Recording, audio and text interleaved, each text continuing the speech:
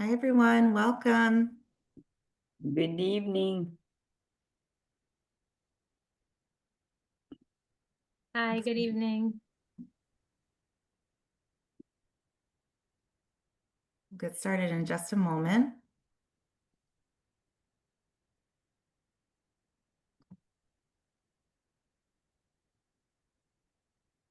All right. Smita, when are you ready for me to start? Sure. Do you Okay. want to start now? Are we ready, Nicole? Okay. Okay. Hi, everyone. Welcome. Thanks for joining us tonight. In the evening. I know that it's a really busy time for families, so we really appreciate you being here. This is the first in a series that is sponsored by the Connecticut State Department of Education. Within that, the Center for Literacy Research and Reading Success. And so this series is called Families and Schools as Partners. This first session is going to be about understanding language development milestones for K-3. If you happen to like this presentation a lot and you have a friend or a colleague who speaks Spanish, we are going to be presenting this event in Spanish as well. So again, thank you to the Center for Literacy Research and Reading Success for sponsoring this event. At the bottom there, you will see information if you'd like to visit the center's website or if you have a question. Okay. So just really quick, before we start, we'll go over Zoom features. This is just for closed captions and caption translation option right there. You may have to, if your window is smaller on your computer, you may have to click more to find that. But if you'd like the captions on, you can select the Show Captions button. If you'd like to change the language of the caption, you can click the small arrow on the upper right corner of the button. And when that menu appears, you're going to toggle translation on. And then you're going to choose your speaking language and the caption language. Then we have our chat button. So you can use it for sharing information, even if you just want to say, oh, wow, that's really cool, or something like that, all good.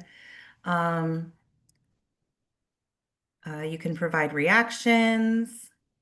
Got any technical difficulties? Let us know. We're going to try not to use the chat for questions for the presenter just because sometimes they can get lost. But in order to ask questions, we do have a Q&A button there. And when you select that button, you'll get a window that pops up, looks like this. And you can use it to ask our presenter, any specific content related questions. If you see someone's already asked a question that you have, you can give it a thumbs up if you'd like. All right, so today we'll be talking about how kids grow as listeners and speakers and readers and writers. What do those milestones look like in kindergarten through third grade? What are some signs to kind of watch for? What are some tips for a literacy-friendly home and where to find some help and some resources? So we do have a number of resources that we certainly can't go over all of them tonight, but they'll be shared with you after the session. Okay, and I'll hand it over to the presenters. Oh, Nicole, you're going to go ahead, right? Sure, I can start. Good evening. My name is Nicole Vitale. I'm a consultant with the State Education Resource Center. And something that we wanted to share was some of the things that we are interested in reading and learning about, given that that's what our session is about today. So some of the things that I am interested in reading about is really related to health and wellness. And I also enjoy reading books. I like that old school, being able to hold a book in my hand. And I really enjoy listening to podcasts. I'll also introduce Chelsea Barone. She's not with us right now as she's about to have a baby very soon, and but she had a big hand in putting this presentation together with Smita and I. So when she's not reading books about babies and parenting, she's also interested in reading anything regarding gardening and that she can get her hands on. So she's not here with us physically, but she is here with us in spirit. So. Smita? Okay, good evening. My name is Smita, and I'm also a consultant at CERC. And I'm interested in reading and learning about world cultures, as I'm from the other side of the world. Enjoy listening to podcasts in a variety of different languages, the languages that I speak and the languages that I know. So that's me. So I know this is a little bit hard to read. You'll also have it in a PDF presentation, but we just also wanted to share maybe a couple of things that folks in some other countries are interested in reading, some topics. So in the United States, classic is something that they like. In Canada, poetry is one of the most popular things for folks to read. Brazil, like romance novels, things like that. There's a lot of fantasy. In Russia, Austria, the Czech Republic.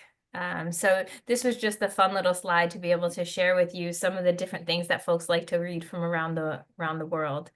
If anybody would like, in the chat, you're welcome to kind of share what you're interested in reading too, so we can all kind of get to know one another a little bit better. Or you can raise your hand if you'd like and share. Would anybody like to share things that they're interested in reading?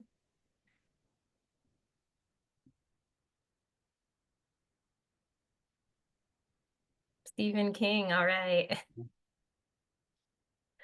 I'm sure that's a popular one. I love right now, currently, I'm really into like self-improvement books, but I also really love, I know it's kind of not, it's reading and writing, but I like journals that have specific type of prompts and then they like take you on a story and a journey. So that's currently what my jam is right now. I'm like a big self-improvement, this is my year kind of a thing. Thank you so much for sharing that. Thank you. I see some more things in the chat around science fiction. Sarah Mass series, okay. All right. Laughing.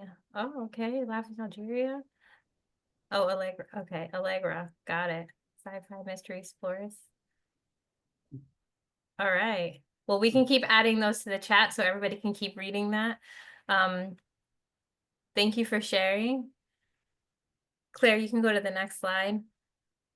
So one of our hopes for tonight, as Claire said earlier, we're really happy that you decided to join us this evening. And it's really about you and your child or your children. And maybe for some of you who are educators, even the students that you're serving as well. And so we're here to really celebrate what you're currently doing, as well as provide you with resources to support your literacy journey. Because we know that from the time when the little people are born, right, they start to develop literacy skills through their relationships with their parents, with families, and by everything that you're doing, by talking, singing, reading, and playing with your children, you're providing them with a foundation to develop language and reading skills. So all the things that we do are super, super important. And we know by doing those things, our children are building confidence and self-esteem, right? They're building and enhancing those cognitive skills and abilities. We're also encouraging things like independent learning, strengthening brain function, improving attention span, and also enriching communication skills. So all the things we're doing every single day really make a difference to our children today and in the future. So again, we're really glad that you're here, and we really want to celebrate everything that you're doing and really want to just help to provide you with resources that you can use today and in the future. So thank you. So we're going to go into language development, talk about what is language development, right? Because there are different aspects of language development that work together and that develop together. Next slide, please, Claire. So there are 4 main areas of language development: listening, speaking, reading, and writing. And they all, sometimes they all develop simultaneously, and there are times when one might develop leading to the development of the other. For example, next slide, listening is the listening is the first uh, skill that develops in a child. And research suggests that this skill develops even before the child is born, right?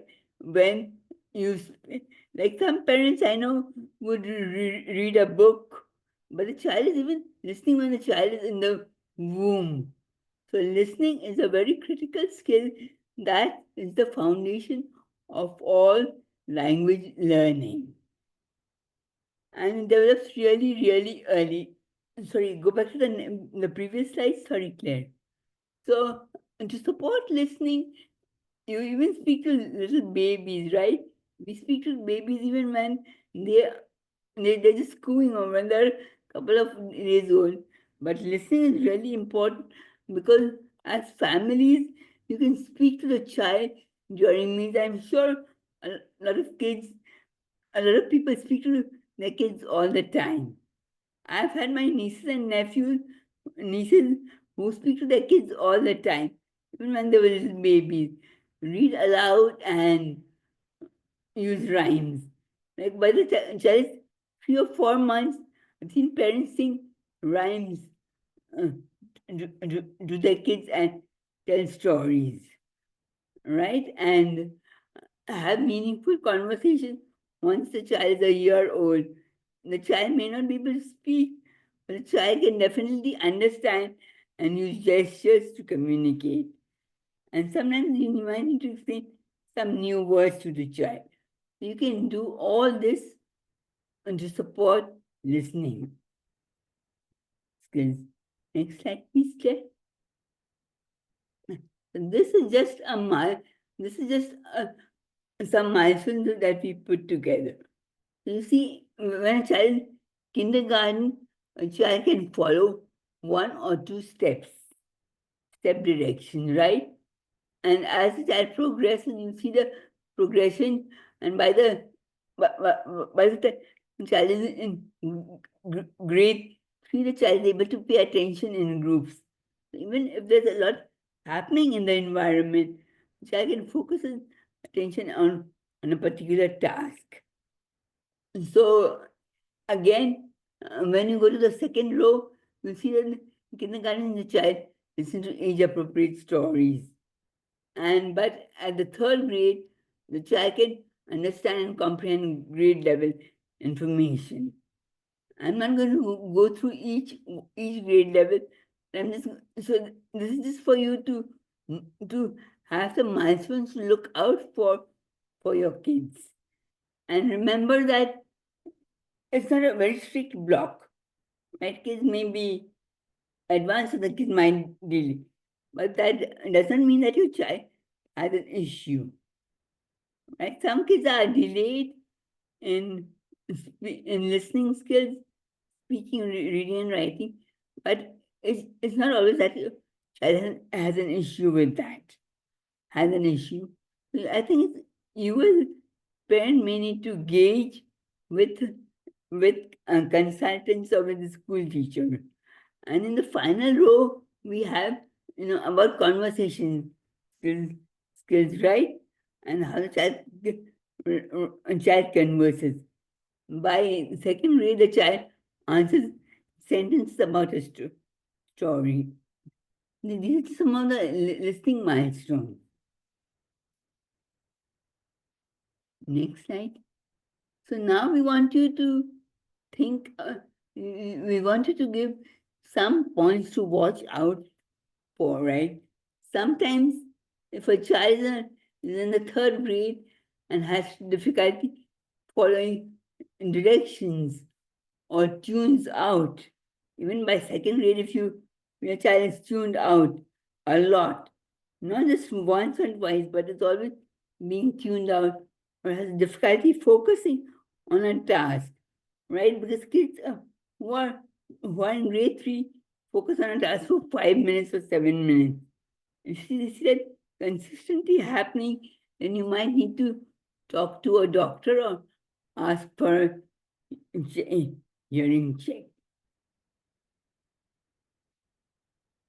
Next. So and then we move to speaking. speaking also really begins very early in life, right? When the baby is cooing, when the baby makes different sounds, like the parents will tell you, I know when my baby is hungry or when my baby is sleepy by the way he or she cries. So that is all the intonation and all the sounds that a child is is making, right? So speaking, so listening skills develop much faster than speaking skills. You have to remember that. And so kids start speaking by saying pointing to objects, but then they learn the words and then they speak in one word question. And as you as a parent can do something is ask open-ended questions. Instead of asking, do you want an apple or I can ask what do you want? Right? And you can encourage storytelling. I know kids they love to speak about what happens when they come back, what happened in school or in daycare when they come back from daycare. So you can encourage them, and that is all storytelling, right? Storytelling is not just reading a story and talking about it, but storytelling in the real sense is talking about ideas and linking them together and building on ideas. And play talking games, right? Sometimes we play games in the car. I see something starting with, with a B and there's a ball in the car. So you can play these games with your child. Even when you're doing something at home and your child following you, you can play all these games and build them into your routine. And it's very important to be patient and excited to be listening to your child as a parent. As a parent, you should always, or a caregiver, or as a family member, you should always show the excitement. Oh, I'm so, yes, that's a good thing. Tell me more. And this will encourage the child's vocabulary development. So if a child is struggling to find a particular vocabulary word, might want to help the child with the vocabulary as well. Did I miss out anything? Nicole? No, Smita, I think you covered it. I think, like you were saying, thinking about different places where you can constantly be building those skills is really important because it can happen anywhere and it isn't always planned. Yeah, so even if you go to a grocery store or with your child or to the park or to the neighbor's house, you can still have this conversation and encourage the child to speak with you during those conversations as well. Yes, absolutely. It can happen anywhere. The car is always a good place for those conversations. Next slide, please. So when we talk about the milestones in from kindergarten to grade 3, when we talk about kindergarten, by the time a child enters kindergarten, the child is already participating in discussion, always taking turns, at least 3-4 turns on a topic, right? If you're talking about a TV show, it's not just I watched Bluey. It's what Bluey did, or he went swimming, and then the mom asks a question, and so 3-4 turns uh, are always a part of the conversation of the discussion. And kindergarten, your child can present ideas very clearly, right? Even though the vocabulary may not be so complex, the child can still present ideas. And the words may not be so complex, but think of a kindergarten. The kindergartner can tell a story or about an event. The kindergartner went to the park with his teacher. Something happened in the playground. I'm sure the kindergartner will come home and tell These are her parents, we went to the playground and this happened. So, and it's always good to ask open-ended questions, right? What did you do at school instead of did you eat a snack? And you're asking, did you eat an apple? What did you eat for snack? And the more open-ended questions we ask the children, the more we are giving them the opportunity to build their vocabulary and their linguistic skills. So when we come to grade 3, grade 2 and 3, the child is really having great discussions. I'm sure if you've ever had a second or third grader in your house, you see they're interested in something, then they can talk a lot about it. Or some superheroes, somebody's interested in Superman, they give you all the information about Superman that even you didn't know yourself. Right? So this we need to pick up on a child's interest and talk to the child about that interest. So as family members, as educators, we really need to know our kids really well and what interests them. And then ask them open-ended questions, and then to build the vocabulary and the linguistic skills that they need or that will help them to, to develop academically as well socially. Do you have any questions about any of the milestones that we have put?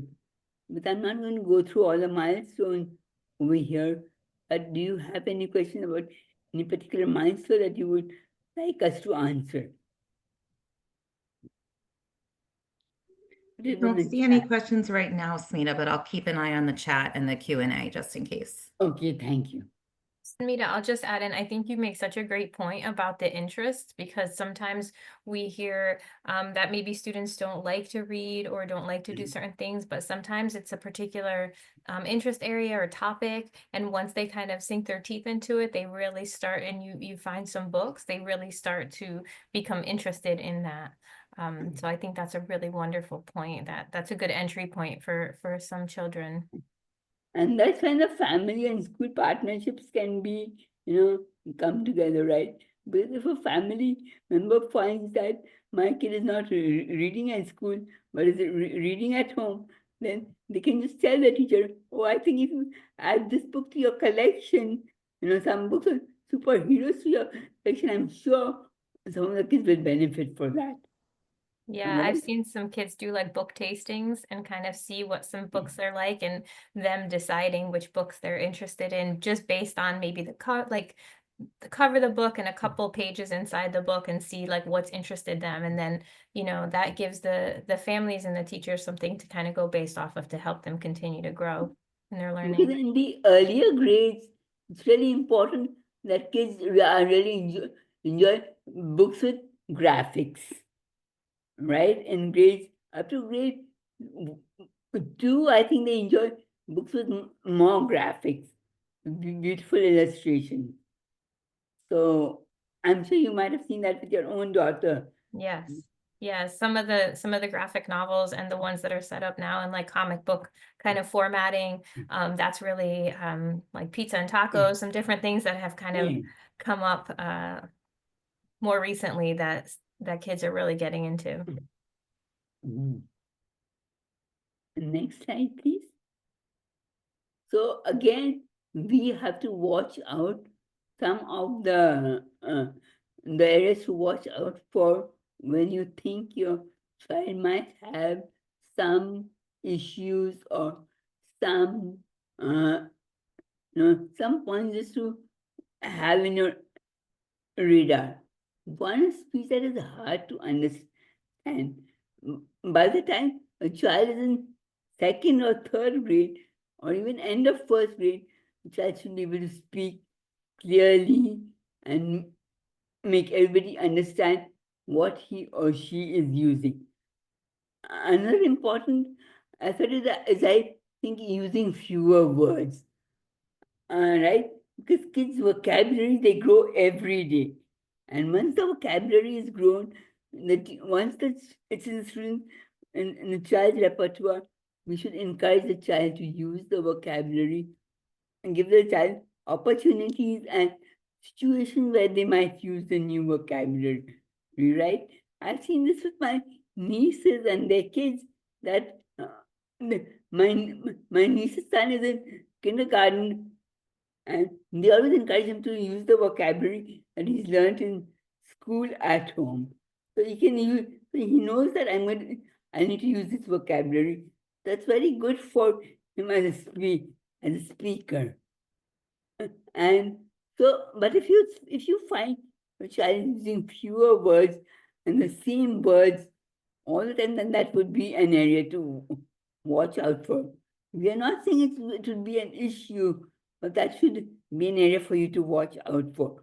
And by the time a child is in second, third grade, if the child has trouble sharing stories or ideas. For example, if you child has been to, to the zoo, for a trip, and when a child comes back, child is missing out important aspects of the zoo visit by retelling the story about the zoo, then that would be an area for you to look out for. And over here, what you can do is, what parents can do is talk to the teacher on your pediatrician or speech therapist. Next slide. And now we are going to go into a really important area that's important to us at CERC and for all is reading, right? So reading starts really early, even before you might think it starts. So when I think, I'm going to give you an example, Claire, which I think we spoke about. So when Claire is with her little one, when she's reading a book with her little one on her lap, pointing to pictures and pointing to words on the page, even though the child is not understand, that's when reading is starting. But the child is learning out the direction of the language in which it's reading. It's learning. Her child is learning that words have gaps in between. A child learning to read the pictures. That is also all reading. We cannot say that reading starts when child's getting phonic awareness, right? But reading starts really, really early. And as parents as parents, we really need to be aware of this. That reading starts, like when you point out, even when you see the name of a street, and you're pointing out the name of a street, when you go to Walmart and you see that's Walmart, the Walmart logo is what the child is reading. And that is all considered reading. And even when you're sharing stories or wordless books, that is also considered reading for a very early age. Next slide. So these are some of the reading milestones, right? So in kindergarten, the child is doing phonics, and they're matching letter sounds. They are understanding words. Some words they're finding the rhyming words. And by the third grade, the child is reading fluently.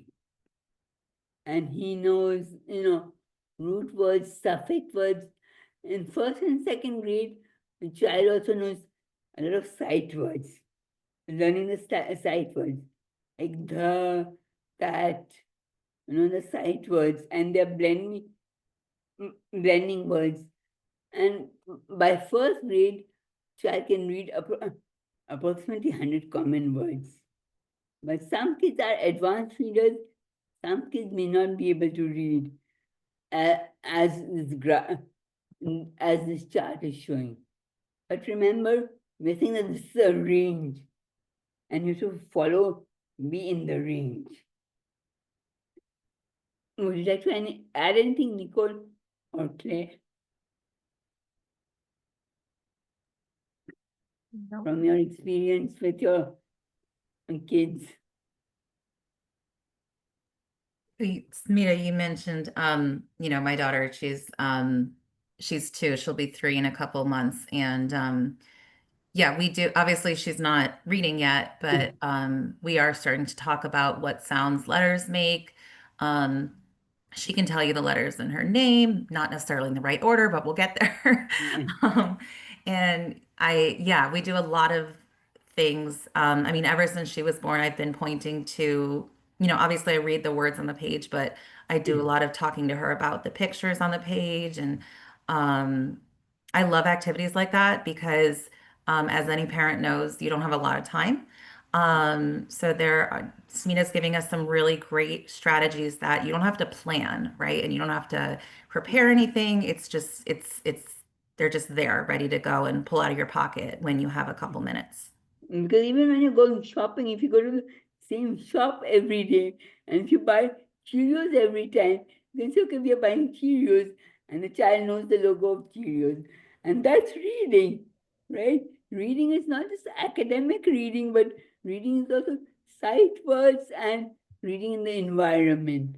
And that will help to build the reading and the fluency skills when the child gets into the academics of reading, right? So we have to think of these skills as very, very broad and very that can be done at any time. Don't have to you may not have a separate time. You might be busy and you might not be able to read every day to the child. But if you've taken the child outside for a walk and you've had some sight word reading, then that's also great. Samita, I was gonna say something that I had done was I got some Post-its, and I would write different things down, like door, like different things around the house, and I would just have it there. And then, every time the child goes to that, the child can see that, right? So that's just a constant reminder of what that word is, right? And so like doing things like that, even like you're saying, going outside, taking a bingo sheet with you, right? Leaf, all these different things, just different small ways to incorporate that reading, which I doesn't have really to be. like your idea of the bingo, because if you know you're going for a walk in the park, you know what you're going to see in the park, like leaf, tree, green, and you can just have those words and you can just talk about it. See, the grass is green, right? And this is a way to build up vocabulary for reading as well as speaking. You see Yeah, how everything is coming together. It's not siloed. right. It builds on everything builds one up on the other. Yes. And we know that kids like to collect things. So like a scavenger hunt and doing something like that, collecting something green at the park, right? Collecting leaves, all that kind of stuff. Kids enjoy doing that. So it's a good interactive activity as well. Mhm. And does anybody have any questions so far?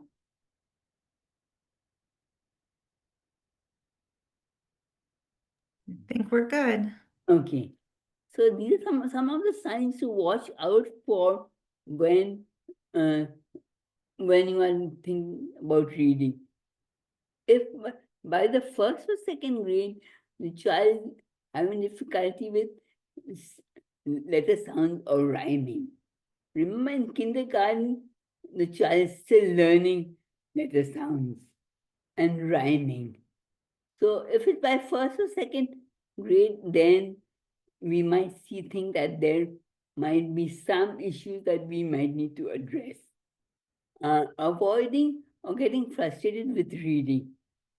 I have seen this in a lot of kids who have difficulty in reading, right? They avoid reading, right? Every time you tell them to pick up a book, they will throw a tantrum or they will start running around the house. Because recently, one of my friends asked me to look at their child, to meet their child, because the child was refusing to pick up a book and read. But then they found that the child was having difficulty in reading because of visual issues. So, we suggested that why don't you take him to an to an eye doctor. And then they took the child to the eye doctor, and the child's fine with books now. Right? So we need to know why the child is getting frustrated with the reading and support the child. Sometimes a child in second or third grade might be skipping words or guessing the words, and that could be an issue. Oh, how you? Why is it? Okay, I'm sorry, that was my fault. so I was wondering what happened. And so what you can do is talk to your child's teacher, right? You can talk to your child's teacher, find any of these issues with your child and see what's happening. Next. Now we come to writing.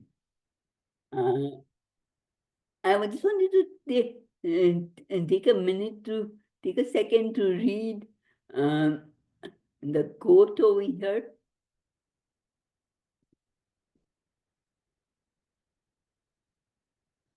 Right? And then we look at the stages of writing. How many of you have had kids write on the walls of your house? Right? And so many of you as family members have had kids write on the walls of your home, your beautifully painted home, and they tell you a whole story of what they have written. I know when my sister was little, she wrote everywhere on my dad's desk, on the wall of my dad's desk.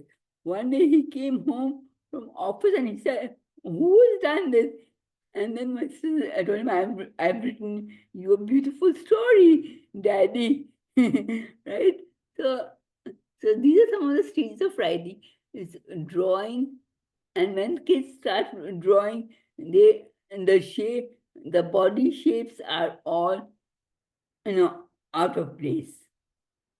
And then they try to write scribbling that looks like writing. For them, they are writing, but writing happens over here. They're telling the whole story when they're scribbling, right? And then shapes that emerge like letters, like letter formation.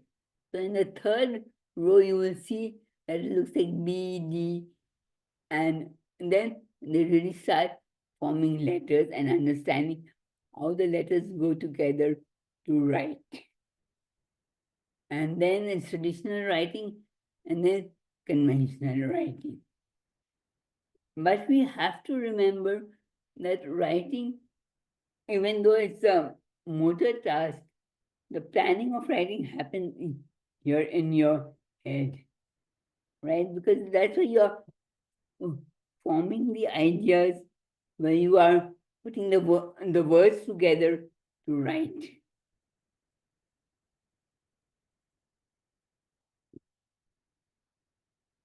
So we write for a variety of different purposes, right?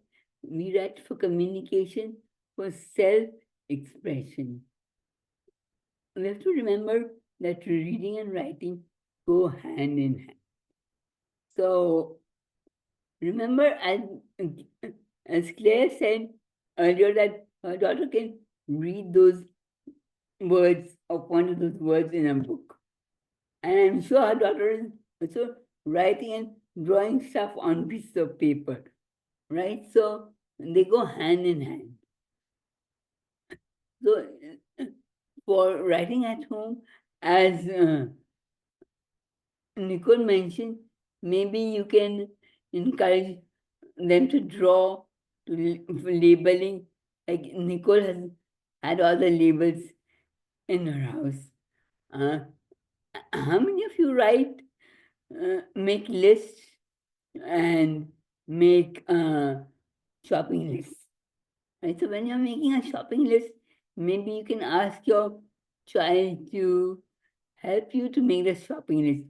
Give the child a piece of paper, say, okay, mommy is making a shopping list. Why don't you make a shopping list of what you want before going to the grocery store?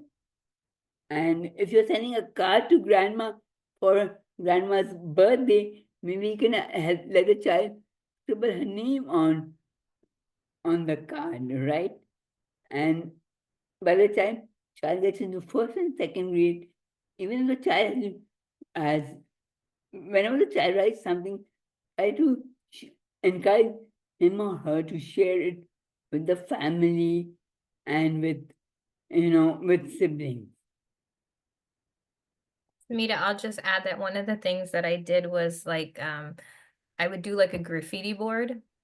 And so every week we would have like a post-it paper up, like a big one, and then we would focus on a letter every single week. So that board, she would just go up to the board and she would, A was the letter of the week, and she would just write A's, and she would write A's in whatever kind of format she would write A's, but those were some of the things we did. And then the A's would turn into, names and different things. And so, but it gave her the freedom to just have a board to kind of go and write on whenever she wanted to. I really like that idea, Nicole. And that is so easy to do at home, right? It's not at all hard. You just buy one of those uh, boards and marker and just paste it somewhere on some door in your house. I guess it also encourages what you were talking about before, not writing on the walls necessarily and writing on Yes, the paper, right? yes, yes. We didn't think about that back home. So my sister just wrote on the wall. Yeah. Well, now they also have the window markers that you can write on things as well. So that's Yeah, fun for the kids to be able to draw in that capacity too on windows and yeah. whatnot. So agreed, Candace. Thank you. Yeah. The vertical surface is also nice too. Yep. Yeah. So again, we have the milestones over here, right? In kindergarten, the child writes his first and last name, can write upper and lowercase, and can draw. By the third grade, a child can really write 2 paragraphs on a topic or a paragraph on a topic, right? And then corrects own spelling mistakes. So you see, this is a very broad milestone chart, which I'm not going to go over in detail, but you can see that it shows the progression that a child makes as your child might make in writing. Next slide. I think it's if a child has hard to read or handwriting by the end of first grade, then you might think that you might need some support, right? And or struggles with spelling or has trouble fixing his or her own mistakes by third grade. For example, by third grade, if a child makes a mistake and writes H-E-R-E instead of H-E-A-R, then the child should be able to correct that mistake based on the sentence that a child has written. But if you find that your child having trouble over and over again, then you might need to talk to the child's teacher and request an occupation therapy evaluation for writing, for the physical part of the writing. Okay, we're going to move to just a really quick poll. Let me just reshare here. It'll let me. I'm going to present here. So you should be able to see my screen where it says, where you see a poll Ev, and there are 3 ways at the top that you can answer this question. It's what skill do you and your family love practicing the most together? We just wanted to see, Nicole gave us some really nice ideas with things that she's done with her daughter. Smita's given us a ton of strategies. So I think one of the nicest things is when we can learn from each other. So if you can share some things that you and your family like to practice together. So you'll notice there's a web link at the top. You can join by text, or there's a QR code in the upper right corner. It's all anonymous.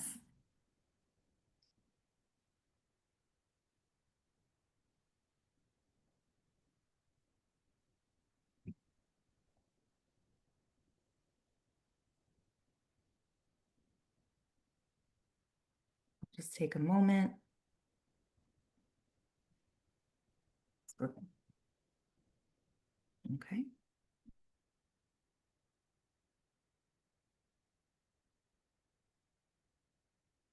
Okay, one person said singing and rhyming. We like planning trips, making lists for those trips, drawing pictures, love it. I really like the idea of drawing pictures for the trip. Mhm. Cooking, there's a lot of literacy that can be practiced in cooking and math. Yeah. Telling stories.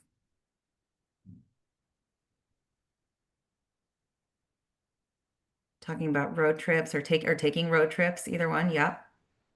Hopefully somebody's got some fun road trips planned for the summer. Okay. Making Play-Doh, nice. We like to read together, older siblings sharing their younger siblings' favorite book, coloring aspects of the story. I love that. Yes, one of the really fun things you can always do is invite your kids to draw a picture of what you read about in the story, or you could get really creative. You could draw yourself as the character. You could draw a different ending to the book. Like there's pretty much infinite ways to do that. I love that. Reading in crazy voices. That's a fun one. So what I'm seeing from here, Claire, is that reading and writing can happen anywhere. You just have to be intentional about it and do it, right? Because it can happen anywhere. And this is the cool thing, that as parents you can do it anywhere. I'm just going to keep an eye on the time. We're not going to get to our entire presentation tonight, I think, but as we had mentioned before, you should be seeing the PowerPoint again. Let me know if you're not. As we had mentioned before, we are going to be sending this out afterwards, and then the recording will eventually be available as well. And you'll have our information in the back of the slide so that you can always reach out and ask more questions if you have them. Okay. But I will give it back to Smita and Nicole. Next slide, please. Sorry.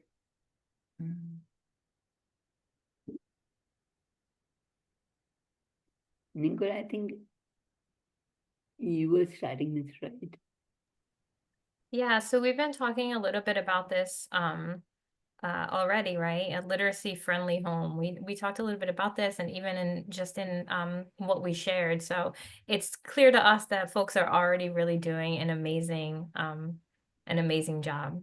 So what we're going to share with you is some additional some tips to just help support what you're already doing. You can go to the next slide, Claire. So when we're thinking about kind of creating that literacy friendly space at home, we're thinking about creating environments that are kind of cozy and quiet spaces for reading. But at the same time, for some students, I know we're talking about younger students, for some students as they get older, they do enjoy, at least I work a lot with middle and high school students, and they do enjoy kind of listening to music. So in time, that may end up being something that students do end up liking to do. But so those cozy kind of quiet spaces for reading, you know, easy access to the books and materials, having books maybe in multiple places, or having like a little reading nook that's specifically for reading.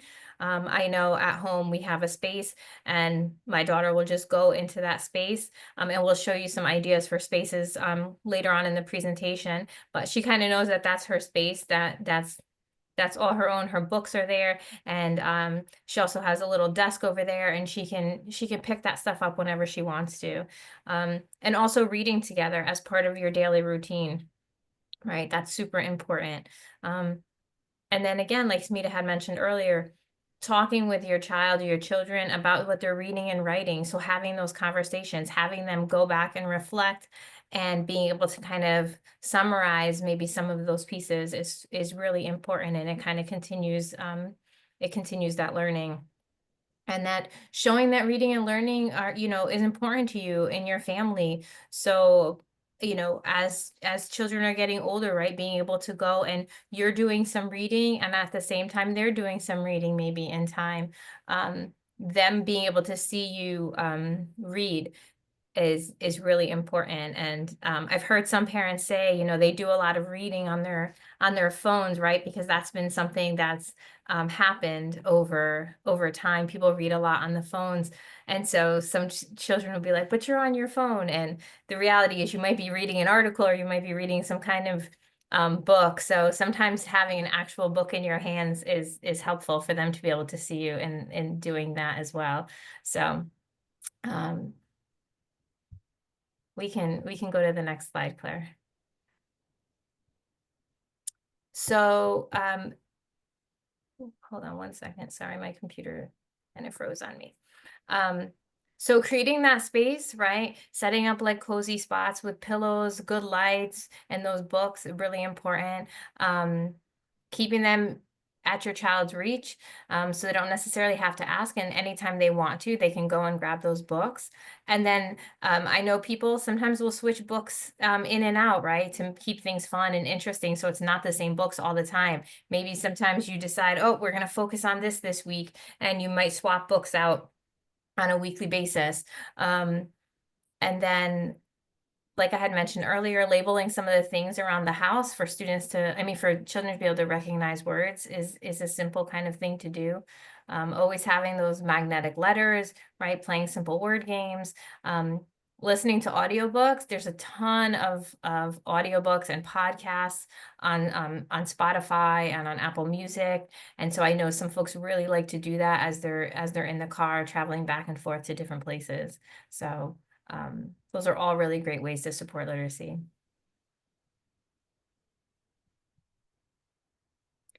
And then finding different things, like offering different mixes of books, whether it's stories, facts, things that like rhyming, right? And books with diverse characters in it. Like I had mentioned, having a space where, maybe your child is reading, and then at the same time, there's tools for them to be able to write very shortly after they read is really important. I know that like my daughter will read something and then she likes to go and she likes to draw afterwards, maybe draw some of the characters that she's seen in a book, those types of things as well. And again, the audiobooks and the podcast to help grow vocabulary is important. And you can use those same magnetic letters and tiles for fun play. So it's learning and fun at the same time, because we know how important that is to kids. And then there's also a ton of apps and games that that can help support learning as well. And some of those things, yes, I see in the chat, magnetic letters used on cookie sheets. I've seen that a lot on Pinterest, for sure. Kids love to do that. So I know that in what we're going to be sharing in the PDF, we've provided some different websites and some apps and things like that that are helpful. So given that, I think this is going to be our time to kind of end for this evening, even though I don't really want to, because I think Nicole and Smita are sharing some really great things. I'm going to go straight to our last slide, where we just are asking if anyone has some feedback to share. This was our first event in the series. We have a number of other sessions coming around this topic of families and schools as partners in literacy. So we're hoping that you can share your thoughts with us. There's a QR code or there's a link, and I am also sharing that in the chat. But if you would be so kind as to leave us some feedback, we'd really appreciate it. And Smita's email is there on the slide in case you have any questions. Okay. Thank you again so much for being here this evening. It sounds like we're Thank you. expecting a thunderstorm, so I don't know, I like them, so we'll see if we get that. Thank you for being with us this evening. Thank If you you so have much. if you have any questions, please let us know.